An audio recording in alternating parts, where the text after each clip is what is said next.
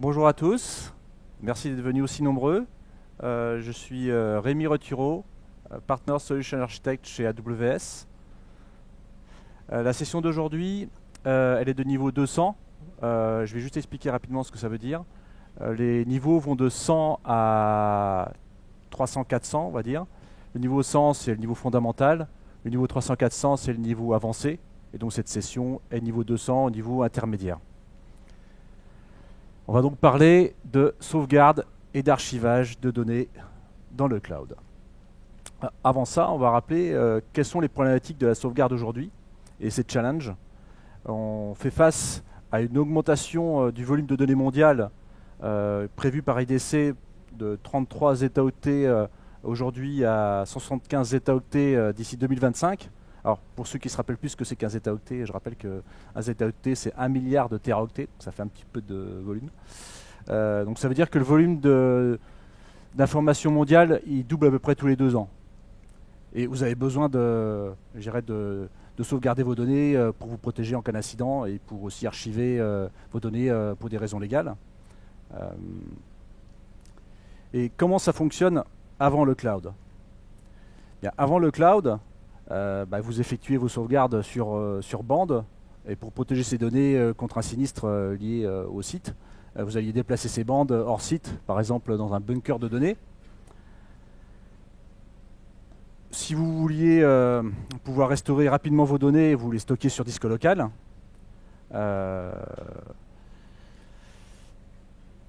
Avec ces modes de fonctionnement, eh bien, vous aviez le risque avec vos disques locaux qu'en cas d'incident, ça impacte également vos disques locaux. Lorsque vous transportez vos données par le petit camion qui est ici sur la route, quand on est sur la route, il peut toujours y avoir un accident et potentiellement votre petit camion peut prendre feu et vos chères sauvegardes dont vous possédez qu'une seule copie, eh bien, elles risquent d'être détruites. Alors avec le cloud maintenant, comment ça marche? Donc vous avez aujourd'hui beaucoup de solutions qui sont nativement connectées au cloud, soit des solutions de sauvegarde ou autres, on verra une liste tout à l'heure. Et elles vous permettent du coup de bénéficier nativement de la durabilité de Amazon S3, Simple Storage Service. Alors, est-ce que quelqu'un se rappelle quelle est cette fameuse durabilité? Combien y a-t-il de 9? 11 9 au total. 99,99999, 11 9 au total.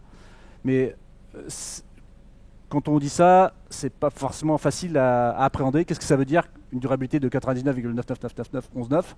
Mais ça veut dire que si vous stockez 10 000 objets sur un an, le risque en moyenne de perdre un objet, c'est vous risquez de perdre un objet tous les 10 millions d'années. Donc autant dire, le selfie avec les dinosaures, il est toujours là. Et ce stockage hautement durable, d'après vous, combien ça coûte? Allez, si je veux stocker 1 Tera de données par mois, combien ça va me coûter?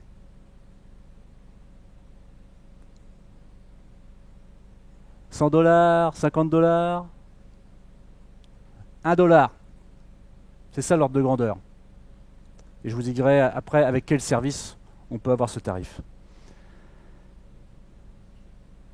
Alors, vous avez ici S3 qui vous permet de stocker vos données actives qui vont être directement disponibles.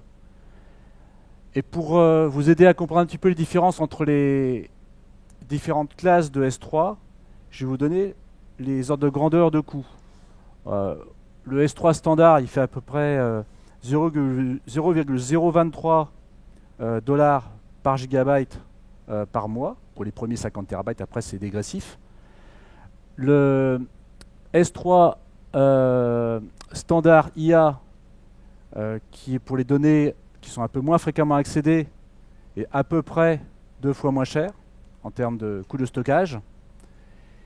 Et si je passe ensuite à Glacier, je vais tomber à peu près 5 fois moins cher que le S3 standard.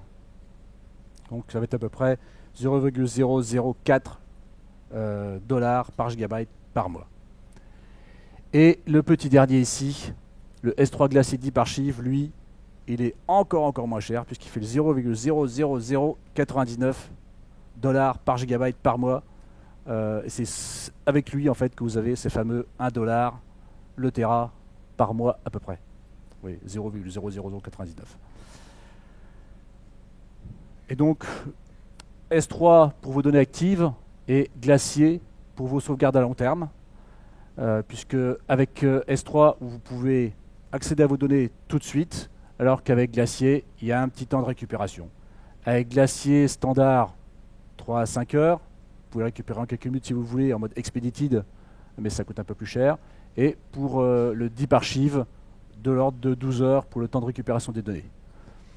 Alors pour aller stocker vos données de on-premise sur S3 ou Glacier, vous allez soit passer par Internet de manière chiffrée, soit passer par une liaison spécialisée de type Direct Connect entre votre site et AWS.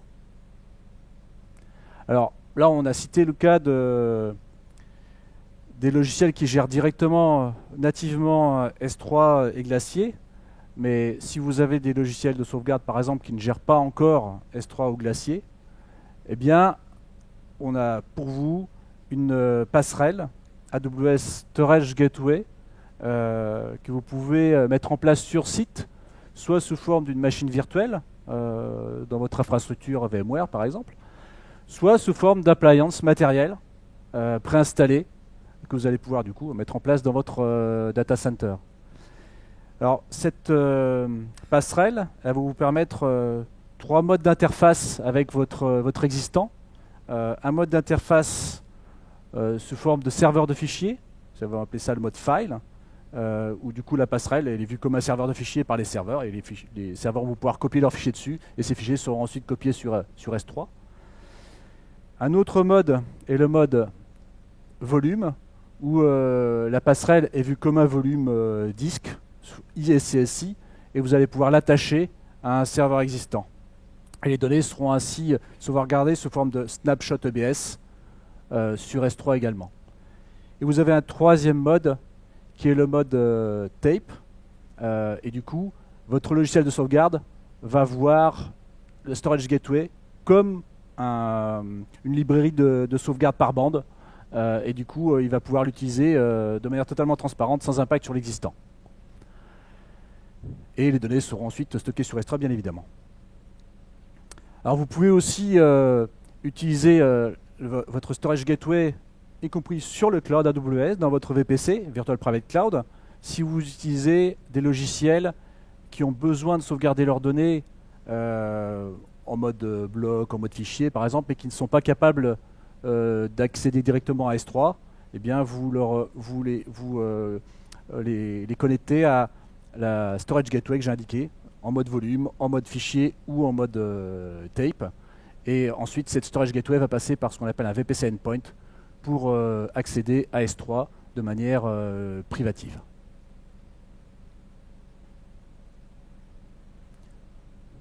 Alors, qu'est-ce que ça va nous apporter comme bénéfice, tous ces modes de sauvegarde?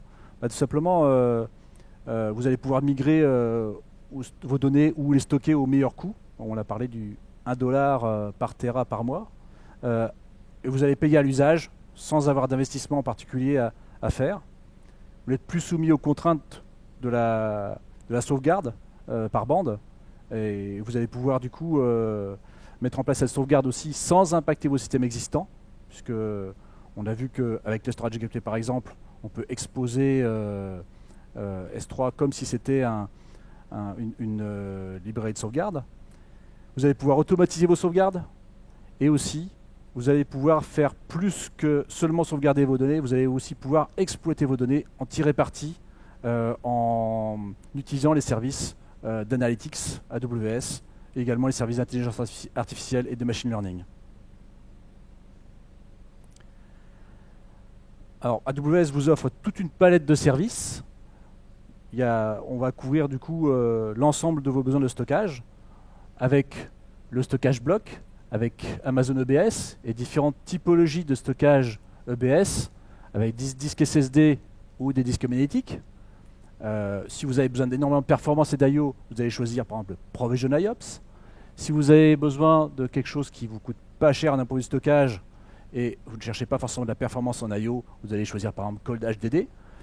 Vous allez avoir également des services de stockage en mode fichier avec Elastic File System, Amazon Elastic File System, en mode standard et en mode Infrequent Access, on verra après tout à l'heure ce que c'est.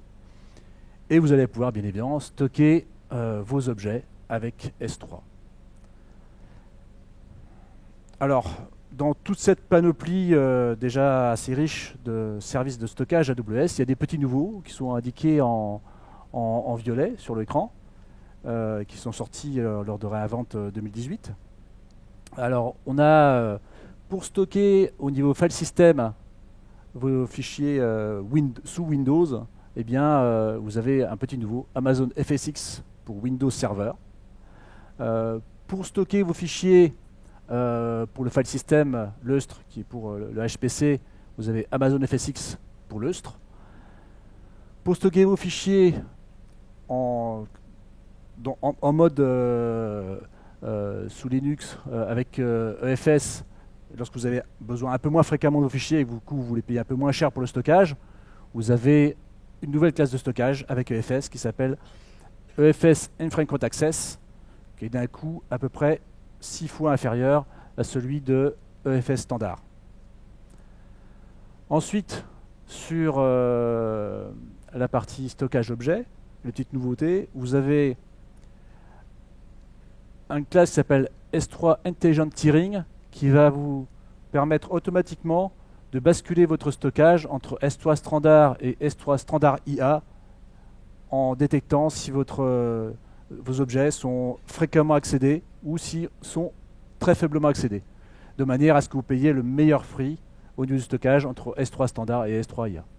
Et ensuite, eh bien, S3 Glacier Deep Archive, c'est une version pour le stockage vraiment à froid, pour lequel vous n'avez pas un besoin immédiat, puisqu'il y a un délai d'à peu près 12 heures de récupération des données, mais à un coût vraiment très très inférieur à celui de S3 standard, et même y compris de S3 Glacier, puisque S3 Glacier, vous vous rappelez le prix, c'était 0,004 dollars par giga par mois, et là on est avec du 0,00099 dollars par giga par mois.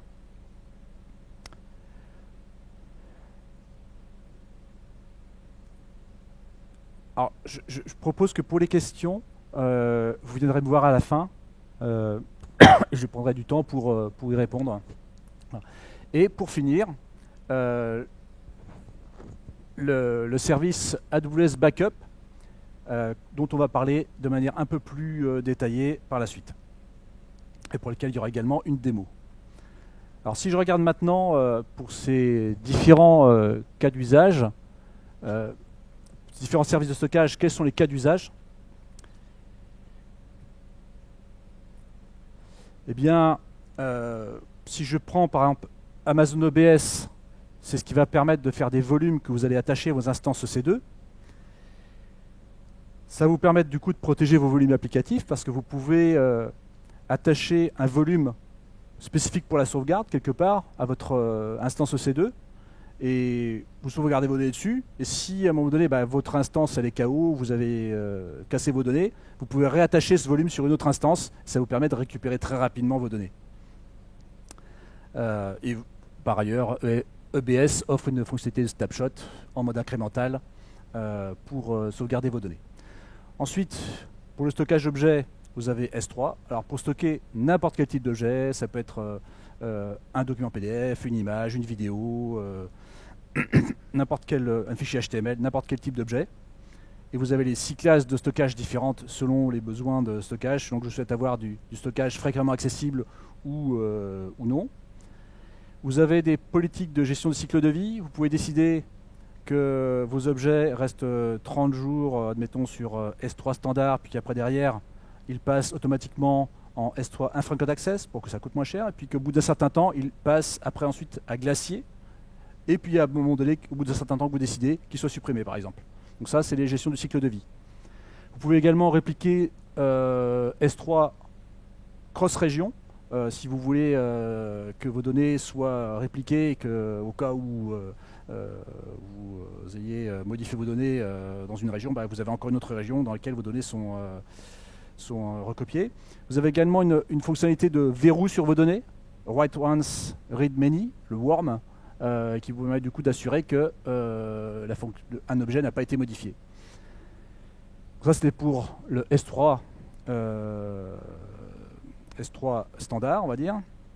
Maintenant, il y a Glacier pour le stockage à long terme et l'archivage, donc des accès peu fréquents. Vous pouvez aussi avoir un verrou. Vous placez un verrou sur votre coffre et vous pouvez assurer que les données ne seront plus modifiées. Ça permet du coup de respecter certaines contraintes légales sur des documents, des factures ou autres. Vous allez les stocker dans Glacier, dans un coffre, verrouillé en mode worm, et du coup ça ne pourra plus être modifié. Vous pouvez aussi écrire sur Glacier via une règle de cycle de vie à partir d'S3 comme j'ai expliqué juste avant, mais vous pouvez aussi écrire directement sur Glacier via les API. Et parmi les classes de stockage, il y a effectivement 2 classes de stockage, S3 Glacier et S3 Glacier Deep Archive pour le stockage à vraiment long terme avec un peu plus de délai de récupération.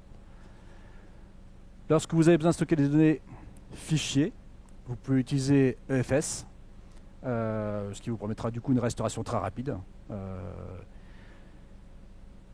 Et donc, ça permet d'offrir aujourd'hui 2 classes de stockage avec EFS et EFS Infrequent Access. Alors, on va maintenant passer à AWS Backup. Alors, AWS Backup, ça vous permet d'avoir un outil de sauvegarde centralisé avec aussi un ensemble d'API dans lequel vous allez pouvoir sauvegarder de manière cohérente un ensemble de données provenant de services AWS différents. Ce qui n'était pas possible avant. Dire qu'il y a un nombre de services qui possédaient chacun leur propre fonctionnalité de sauvegarde, mais avant AWS Backup, il n'y avait pas de solution pour sauvegarder globalement auprès d'un ensemble de services. Alors, quelles sont les fonctionnalités d'AWS Backup? Alors, AWS Backup, ça vous permet tout d'abord de créer un plan de backup, un plan de sauvegarde, dans lequel vous allez pouvoir définir plusieurs règles de sauvegarde. Vous allez pouvoir, par exemple, dire dans un plan de sauvegarde, je mets une partie règle qui va dire je veux une sauvegarde journalière, je veux une sauvegarde hebdomadaire, je veux une sauvegarde mensuelle. Et pour chacune de ces règles de sauvegarde, je vais dire à quel moment je sauvegarde, est-ce que je veux que mes données expirent au bout d'un certain temps, est-ce que je veux qu'au bout d'un certain temps, elles passent en stockage froid. Par ailleurs, à mon plan de sauvegarde, je vais associer un coffre-fort que je vais pouvoir chiffrer avec une clé KMS. Et ensuite, je vais associer mes données à ce plan de sauvegarde par l'intermédiaire des tags. J'aurai tagué mes ressources. Par exemple, je vais avoir des ressources dans lesquelles j'aurai mis un tag application ou projet. Et bien, avec ce tag, je vais pouvoir retrouver l'ensemble de mes ressources.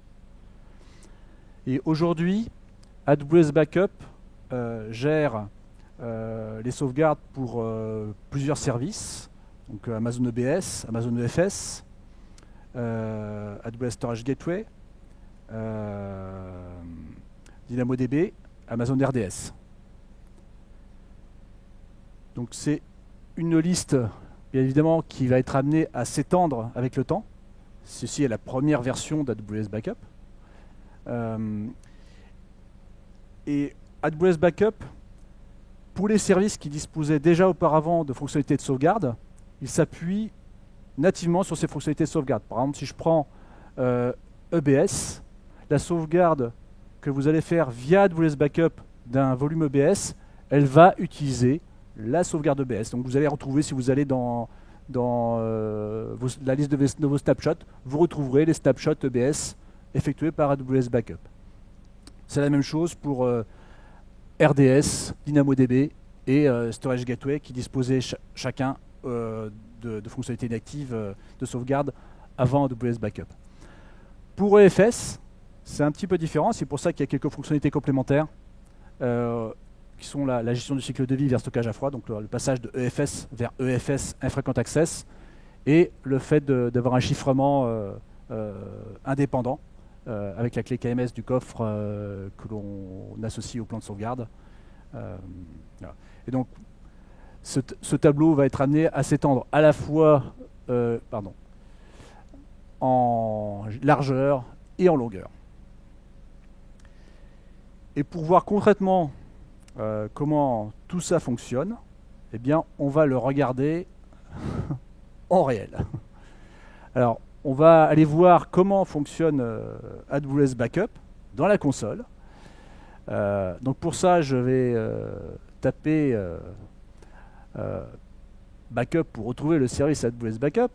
Et je vais donc ouvrir le service AWS Backup. Alors, ça nous permet de voir rapidement les tarifs des différentes sauvegardes avec AWS Backup. Oh, pardon.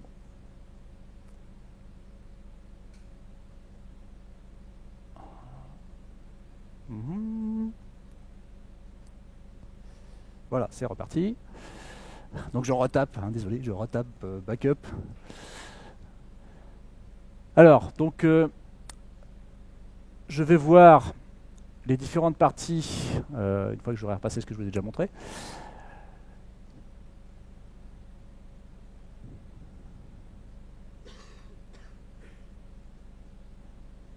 Voilà, donc je vais maintenant vous montrer le dashboard dans lequel on voit en fait quelles sont les sauvegardes qui ont été effectuées durant les dernières 24 heures. Alors, je vais revenir un tout petit peu en arrière. Je vais essayer quand même de poser la vidéo de temps en temps pour aller un petit peu moins vite. Voilà. Donc là, on voit par le dashboard, là ici, je peux gérer mes plans de sauvegarde. Je peux faire une sauvegarde à la demande que je pourrais démarrer tout de suite ou démarrer lors de la prochaine fenêtre de sauvegarde. Et je peux restaurer un backup. On le fera tout à l'heure. Donc là ici, j'ai la liste la synthèse des derniers jobs de sauvegarde des dernières 24 heures et ceux des jobs de restauration. Ensuite, j'ai ici les fameux coffres de sauvegarde. Et je vais en créer un tout à l'heure pour vous montrer comment ça fonctionne. Et ensuite, j'ai les fameux plans de sauvegarde. Il y a un certain nombre de plans préexistants qui correspondent aux cas les plus fréquents. On va les regarder juste après, mais on peut aussi créer son propre plan de sauvegarde personnalisé, et on le fera aussi juste après. Ensuite, vous avez ici les ressources protégées. Ce sont en fait les ressources que vous avez assignées à l'ensemble de vos plans de sauvegarde en affectant des tags. Et puis ici, ensuite, vous avez les jobs, à la fois les jobs de sauvegarde et les jobs de restauration. Donc on va aller voir tout ça aussi, puisqu'on va faire une sauvegarde et on va aussi faire une restauration.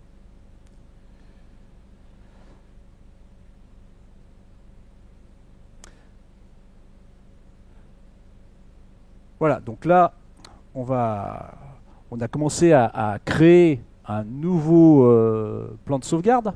Pardon, je raconte des bêtises. Un nouveau coffre-fort de sauvegarde. Donc je vais le nommer. Si j'arrive à retrouver ma souris, voilà. Bon, c'est parti. Donc Backup Vault AWS Suite Paris, pas très original. Ensuite, je vais aller chercher une clé KMS. Je ne vais pas prendre celle par défaut. J'en ai créé une auparavant. Et donc c'est ma clé qui m'est propre. Et donc je peux donc créer ce coffre-fort de sauvegarde. Donc là, ça y est, il est créé. Tout va bien. Donc je vais pouvoir maintenant, voilà, je vois, j'ai deux coffres-forts de sauvegarde, celui qui est par défaut et celui que je viens de créer. Et on voit que dans si je reviens légèrement en arrière, oups, voilà, j'étais là.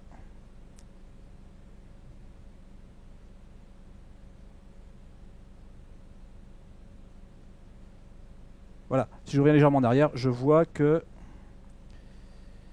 voilà, ici, là, je vois que j'ai eu déjà 25 sauvegardes, donc j'ai 25 points de récupération, et là j'en ai 0 puisque je viens juste de créer mon coffre-fort, donc j'ai pas encore de sauvegarde dedans.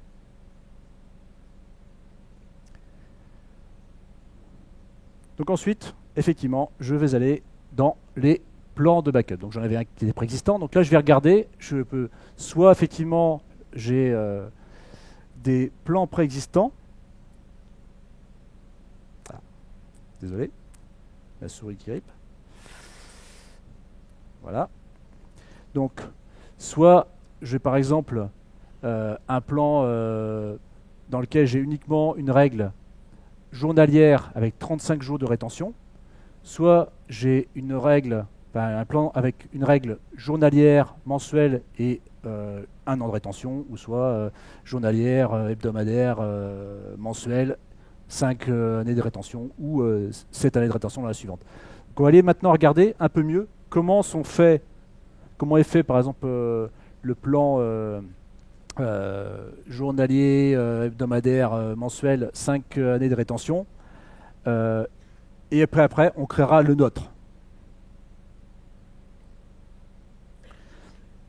Donc voilà. Donc je vais voir ce backup plan. Je vais aller regarder la règle ici, sauvegarde journalière, pour voir comment est-ce qu'elle est faite. Donc, cette règle sauvegarde journalière, on voit qu'elle est à une fréquence journalière, ce qui est normal, effectivement. Que j'ai fait la backup uniquement pour durant la backup window. J'aurais pu la customiser, je pouvais sauvegarder quand je veux. Alors, je vais peut-être ralentir un poil, parce que là je suis passé un peu vite. Voilà.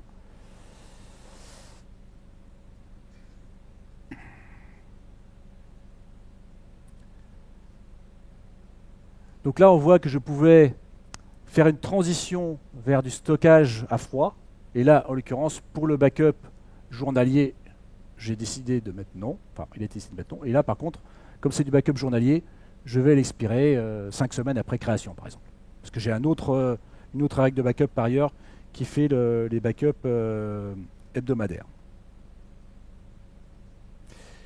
Et on voit ici, par exemple, que là, dans cette règle-là, qui est une règle fournie par AWS, il utilise le coffre-fort par défaut.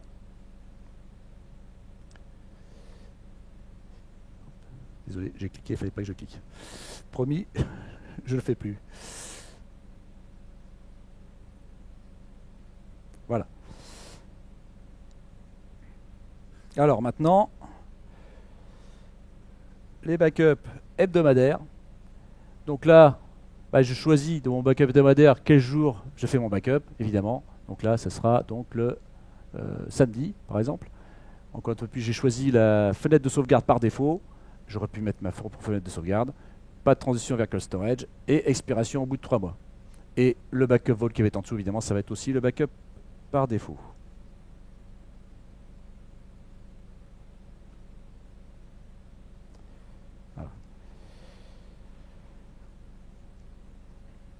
Voilà, donc c'était juste pour montrer un existant. Maintenant, je vais créer la mienne à partir de 0. Donc je la nomme.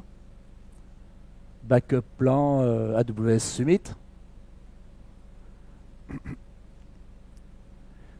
Je vais créer une première règle que je vais appeler sauvegarde journalière, normalement. Voilà. Dont la fréquence, je vais laisser fréquence évidemment journalière. Je vais laisser aussi la backup window par défaut. Je ne vais pas faire de transition vers le stockage à froid. Je vais choisir que je vais la faire expirer après quelques semaines, parce que c'est une sauvegarde journalière, donc comme elle va être aussi complétée par... Et donc je vais choisir le coffre-fort de backup que j'ai créé tout à l'heure. Je peux aussi rajouter des tags potentiellement sur ma règle. Donc là, j'ai créé mon plan avec une règle pour l'instant, mais je voulais en créer aussi une autre. Je vais créer une règle de sauvegarde hebdomadaire.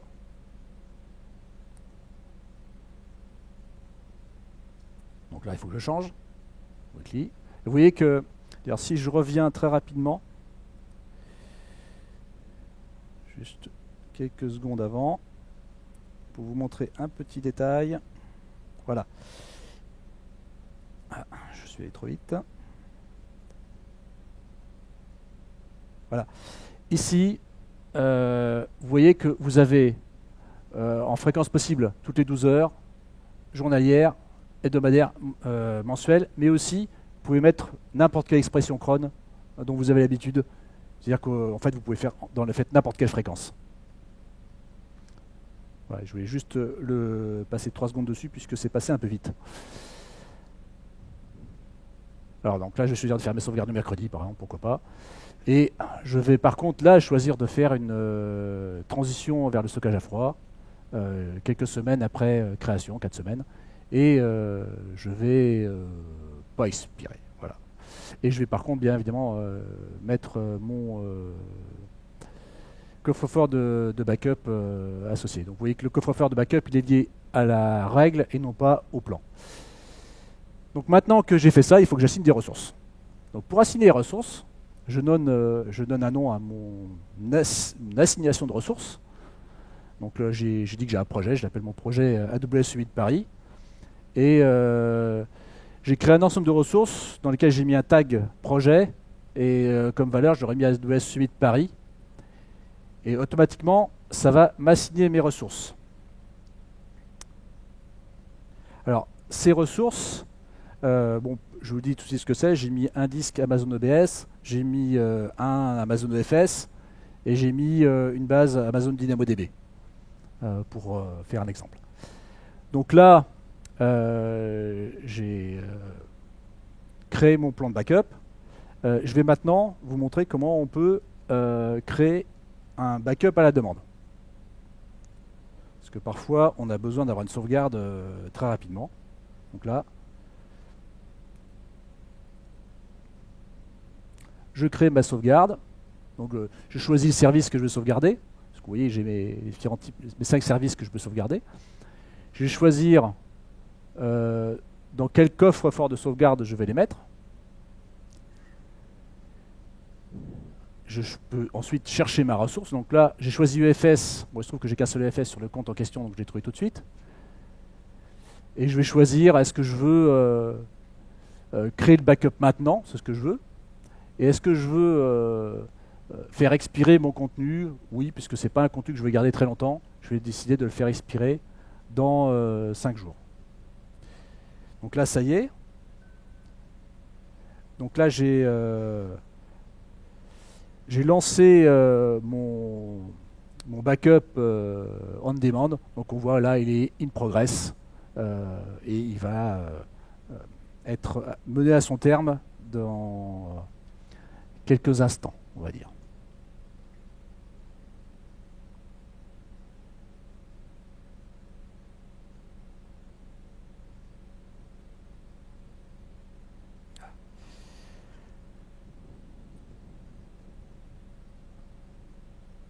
Voilà. Donc ensuite, je vais aller regarder ce que j'ai comme sauvegarde. Regardez, je suis allé juste un tout petit peu trop vite. Voilà, je reviens en arrière. Voilà, ici.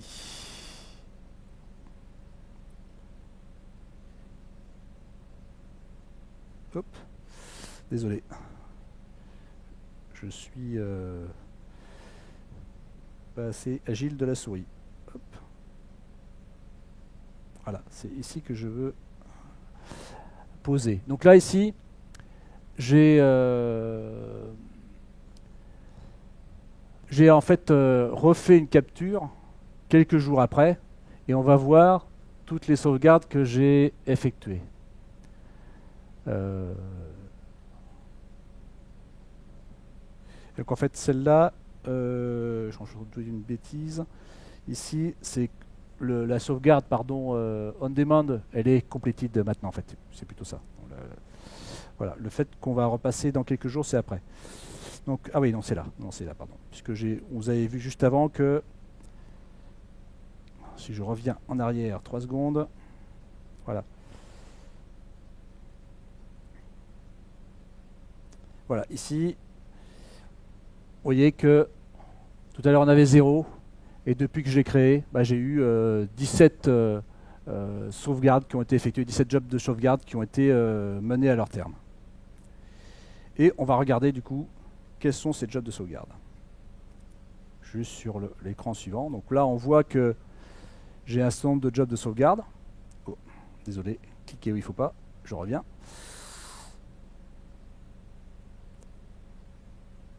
Voilà, ici, exactement. Donc là, on voit que j'ai fait mes sauvegardes, comme j'ai dit, sur Amazon EBS, DynamoDB, EFS, que les sauvegardes ont été completed, c'était il y a quelques jours. Et puisque j'ai un certain nombre de ressources qui ont été sauvegardées, eh bien je vais montrer comment est-ce qu'on peut... bon là, je regarde grosso modo... voilà, comment je peux le restaurer. Donc j'ai choisi EFS. Donc mon disque EFS, je peux choisir de le restaurer soit sous forme d'un... directement dans le file system. Alors je vais aller un poil moins vite. Voilà. Pour vous montrer qu'on peut le restaurer directement à sa source, ou on peut le restaurer sous forme d'un nouveau file system.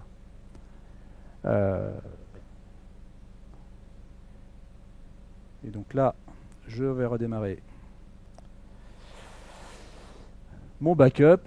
Voilà, donc là, ça y est, j'ai lancé mon job de sauvegarde. Vous voyez, je suis dans Jobs, Restore Jobs. Et mon job de sauvegarde va se dérouler doucement. Donc vous voyez, là, j'en ai trois qui ont été effectués. Ça y est, mon job est terminé. Je peux aller regarder. Donc ça, c'est les jobs backup. Et là, le job de sauvegarde est terminé. Donc j'ai effectué ma restauration. Donc en synthèse, en complément de tout ça, dans le schéma que j'ai indiqué tout à l'heure, on vous montrait qu'il y a un certain nombre de solutions tierces qui sont intégrées avec les solutions AWS, qui savent nativement sauvegarder et restaurer, comme par exemple ici avec toutes ces solutions, ou archiver, ou stocker au sens large, ou faire des solutions de reprise d'activité qui sont directement connectées au cloud AWS.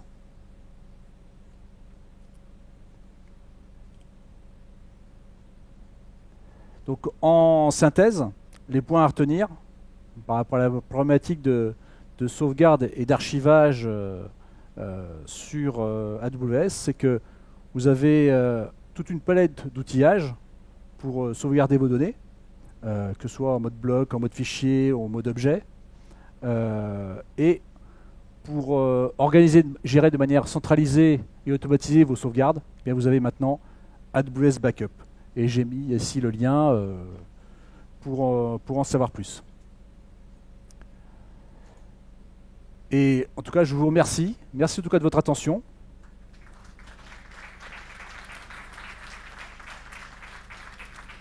Et n'oubliez pas de compléter l'évaluation de cette session. Voilà, je vous laisse quelques minutes en avance, parce que je sais que vous avez faim. Voilà. Et pour ceux qui veulent me poser des questions, je serai disponible à la fin de la session pour répondre à quelques questions. Merci à vous.